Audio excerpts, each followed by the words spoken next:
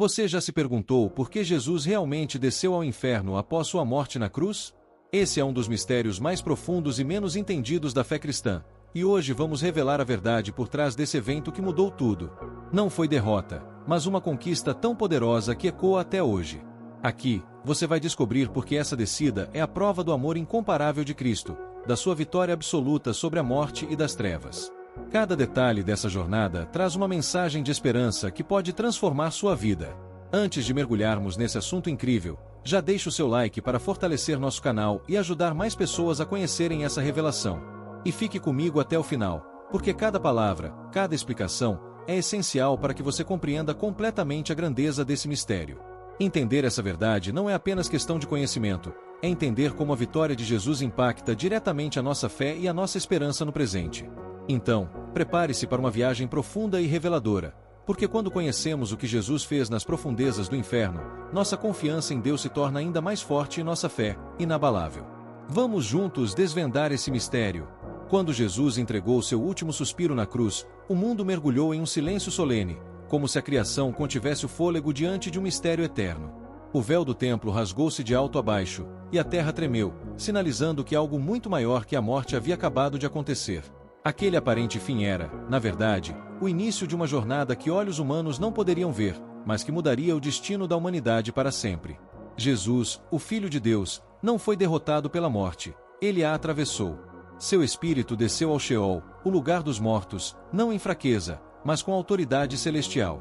Ele não foi como um cativo, mas como o rei que invade o território inimigo com propósito eterno.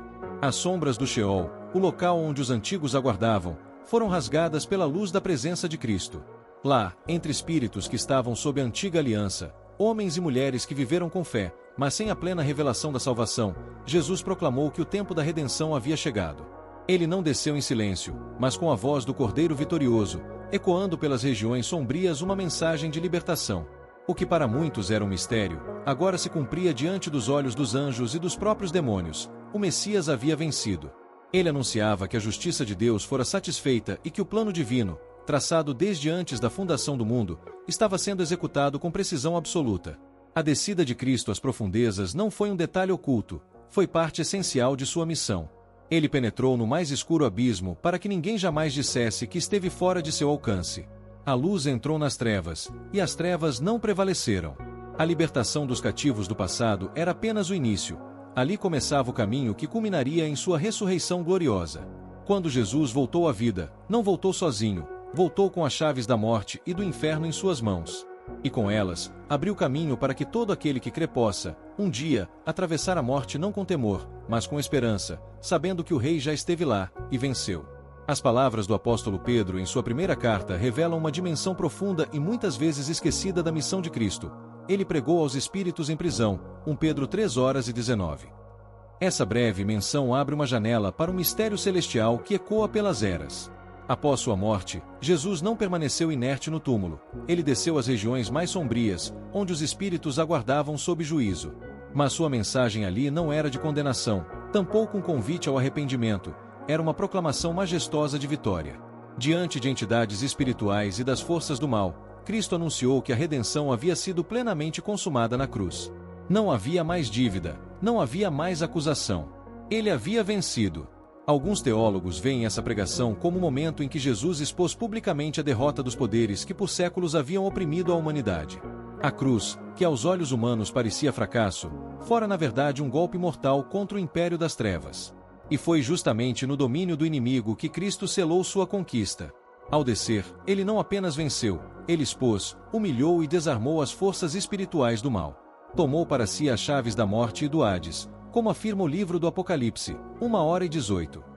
Aquilo que antes aprisionava, agora está sob sua autoridade. O império da morte não governa mais. Cristo reina. Cada passo de Jesus naquele reino escuro foi um eco do juízo de Deus contra o pecado e uma preparação gloriosa para o romper da manhã da ressurreição. Sua descida ao Hades foi o início de uma ascensão triunfante. Do silêncio da morte brotaria o grito da vida eterna. O inferno não pôde contê-lo, a morte não pôde calá-lo, e as trevas não resistiram à sua luz. Ao voltar, Cristo abriu um novo e vivo caminho, e sua vitória, proclamada aos céus, à terra e até ao abismo, continua a ecoar em cada coração que crê.